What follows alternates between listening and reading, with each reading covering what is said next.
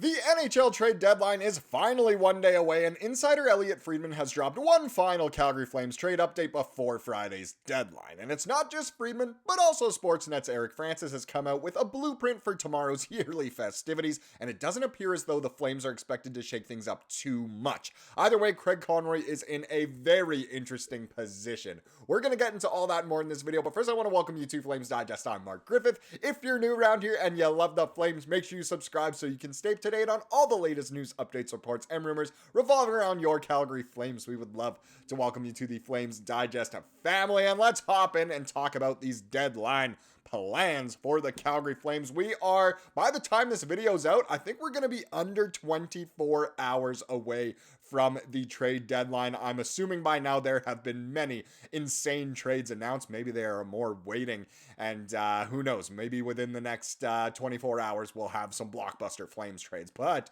reportedly that's probably not what's going on here. So let's start with the F-bomb. Let's start with Elliotte Friedman and get into this. So a tweet here from one of the best accounts on all of Twitter. I don't even know the full name, but Yegor Sharangovich replaced Breadman. It used to be the Andrew Mangiapane fan account sort of thing. But either way, here we go. Elliotte Friedman on Russick and Rose on Sportsnet 960 this morning said that Rasmus Andersson isn't going anywhere until he and Conroy talk extension in the summer and see what happens with that. He also said that he believes that Kadri, Coleman, and Weegar are also not going anywhere. Yes, Conroy has said that himself. But the big thing here is that Andersson will not be moved this trade deadline and won't be moved until at least, obviously, the summer after they have had extension talks, which means guaranteed top of Conroy's list this summer is to extend Rasmus Andersson. And there's pros and cons to that. Will it be a little expensive? Yes. Can the Flames afford it? Of course. Rasmus is obviously a good player who wants to be here. Positives. But his play has dipped quite significantly over the past few months here, which is a bit of a con. So interesting overall that definitely Conroy seems like he's totally safe in, keeping hold of Raz, some of those other names as well there, and won't really even explore moving Andersson further until at least the summer, which is, it's been reported by multiple sources that the Flames have received calls about Rasmus Andersson. So maybe it just hasn't been good enough to strike a deal, or Conroy is just that committed to Raz. Now let's continue here. The Flames have also entertained offers for Vladar and have also entertained the idea of extending him, although Friedman believes that's not going to happen. Very interesting. Friedman didn't really elaborate on it too much, but it seems like Vladar could definitely be traded in the next 24 hours.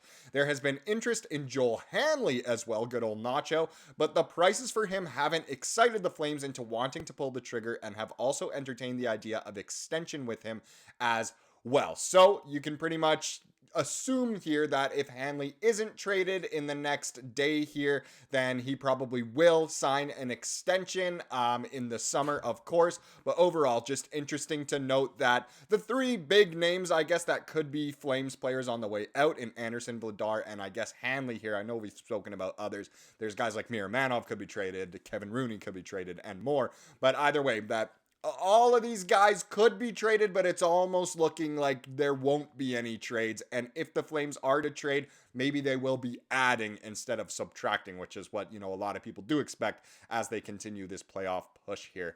One more final thing is that Friedman also believes the Flames and Sabres have talked about potential trades, but the Sabres want roster players. And you can guess which name he is avoiding saying here. I'll say it, even though you guys crucify me in the comments every time I mention this guy, and I'm going to mention him later. But Dylan Cozens, of course, is the man of the hour here.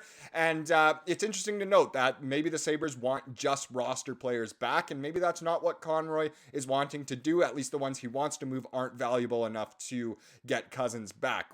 Would you want to see a Rasmus Andersson and Dylan Cozens trade? I think that could be pretty crazy. I mean, more than just those two, but either way, very interesting to note all of these updates, this final kind of trade update from Friedman, all of this talk. But let's get into the next part and talk about Eric Francis's take. So he released this article, Flames Trade Deadline Preview, Buying but Taking Cautious Approach. all credit due to Sportsnet's Eric Francis for this article here. So rentals are being considered only if the acquisition cost is low and or there's a good chance to a test ride could result in a contract extension. We've heard that tons. Here he doesn't say, the age or anything, but we all know what Conroy is looking for. While the fan base is split on whether the team should be adding or subtracting by Friday's deadline, ownership's directive is to win now and in the future. And that has been ownership's directive for a long time, and that's kind of why the Flames end up in the mushy middle all the time. But either way, despite having almost $18 million in cap space, the delicate balancing act and high prices brought on by desperate general managers likely limits Craig Conroy's ability to make a big splash this week. Yes, nothing will come cheap. As the years go on, I mean, you can relate it to any sort of economical study you want, but it seems like more and more the trade deadline isn't as crazy as it was the year before. Like, I remember, 15 years ago, the trade deadline was absolutely bonkers.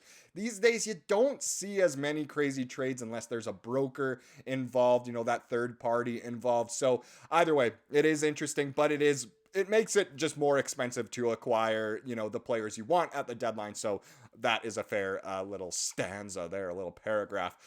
The projected deadline day cap space is $81.855 million according to Puckpedia. It's so weird how that works. I mean, someone can explain it further in the comments. I think the way it works is if you acquire a player, you only have to pay that percentage of the amount of games left. So let's say they've played 75% of the season. You only have to pay 25% of the contract for this year. I don't know. It's complicated, but either way, I didn't do my full research on it. If someone wants to, please feel free. Potential targets, of course. Actually, one thing I'm going to show first is the contracts. So the Flames are at 44 out of 50 contracts, so they can definitely bring some on. The cap space they're committed to this year is $59.9 million, committed to 17 players there. So obviously a lot of cap space. If you want to look at all the draft picks there, I'm not going to go over all of them, but the Flames obviously have a lot of draft picks, but central to the debate over whether the Flames should be buyers or sellers is a conditional first round pick the Flames owe Montreal as part of the Sean Monahan salary dump in 2022. So there's a little asterisk on the Flames' first round picks going into this summer's draft. So overall, it is interesting. And like I said before, it's an interesting position for Craig Conroy. Now, if we get into some potential targets, there you go, Dylan Cousins. I'm not the only guy who brings him up, but the connection drawn between the Flames and the former 31 goal scorer seems a perfect match. At 24, the righty has size. He's 6'3", 194 pounds, and the skill the Flames are looking for. Problem being, many teams in the league would like to add Cousins and his 5 years left at $7.1 million per year, meaning the price will be exorbitant. Wow, that's a word you do not see often. The Sabres aren't even sure they want to trade him. So yeah, it's a target. It's been a target for months, and it won't happen. Next, Luke Cunnin, the 27-year-old right-handed center, is a pending UFA whom the Sharks will certainly peddle. He might be worth trading a high draft pick for, so the Flames can see if he'd be worth signing in the summer. I don't see the Flames trading for him either. It would be too expensive, and he's a little bit older than what any of us, especially Craig Conroy, would like to acquire. The last two I'll show here. So Jamie Oleksiak at 6'7" and 250 pounds. Don't know why I added a couple LBs there, but the 32-year-old defenseman could add to the identity of a team trying to be more physical. He has another year left on a deal paying him $4.6 million and plays on the left side. So again, kind of could be a match for Weegar. Could be the guy that really steps up if Kevin Ball gets injured again, because we saw how bad we were. So this one makes the most sense out of all of them in terms of it wouldn't be too expensive to acquire. Now the last one, Bowen Byram, the 23-year-old left shot defenseman, would be a dream ad for the Flames, but the fourth overall pick from the 2019 draft would come at a huge price in terms of assets and the contract he'll sign this summer as an RFA. So this one, it would be too expensive, I think, for where the Flames are at as, an organization, where they are in their window of competition. So yes, it would be great to add him, but Buffalo's not going to give him up for nothing, just like they're not going to give up Cousins for nothing. I honestly wouldn't be shocked if Buffalo kind of ends up doing nothing at this trade deadline and just remain as kind of the joke of the league as the years do progress. But let me know, what do you think the Flames will do by, tomorrow? It should be very interesting. It's nothing like it was last year where we had so many big pieces to trade away. This year, it's a lot more tame. The locker room is definitely a lot more solidified, and that's great to see. But either way, it should be entertaining. Now let's get into tonight's game, the final game of this just tough road trip where the Flames have picked up 4 points out of a possible 10 so far. They go into Dallas tonight. This one goes at 6 p.m. Calgary time, 7 p.m. in Dallas. And of course, they chose the Texas Tiger for the graphics on the Flames socials. How could you not when it goes back to his home state? But a very interesting one here. Dallas quietly has been gunning after the Winnipeg Jets for the top of the Central. So in no way is this an easy game for the Flames. Hopefully they can get it going. One little note to add here is that it is the same lines as last game, with Lomberg, Rooney, and Zary on the fourth line. As was the case last game, you can be sure the Flames coach, obviously Huska, will quickly point out he'll move Zary throughout the lineup, including using him on the second power play unit. Zary and Coronato split time on the top line last game. Of course, Zary did get a goal while he was on the top line and on the fourth line, so he can really do it all. I'll also let you know that Dan Vladar is slated to be the starter tonight. He was in the starter's net at the skate this morning, so expect Vladdy in what could potentially be his last game as a Calgary Flame. Now let's get into the comment of the day to wrap up this video, as we love to do here on the channel. And this was a great comment here, got a lot of likes from yesterday's video. It comes from Magic for Life. And they said, as bad as we've played, we're only 7 points behind the Oilers, plus we're in a retool.